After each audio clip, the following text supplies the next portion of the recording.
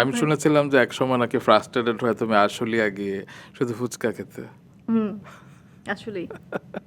আসলে একটা রোড, যে রোডটা ছিল, দুই পাশ থেকে তখন মিনি পতেঙ্গা কিন্তু ছিল ওটা। দুই পাশ থেকে পানির ঢেউটা আসতো। আর ওখানে লাইন ধরে ফুচকা ছিল। তো কি করব, মাত্র গাড়ি কিনেছি। আমার ১ম জীবনের মানে গাড়ি কিনেছি, তাও সেটাও আবার লাকি আমি। গাড়িটা কিনেছি আমি কুমার বিশ্বজিৎ দার কাছ থেকে। একদম। ওনার সেকেন্ড হ্যান্ড গাড়ি স্টারলেট একটা গাড়ি কিনেছি। তো দাদার গাড়ি আমি খুব আমার খুব পছন্দের সিঙ্গার একজন। তার গাড়িতে তখন সিনেমায় যখন আসছে না, তো আমি তেলটা ভরবো কোথা থেকে? বাসায় ভাড়াওটাও আছে।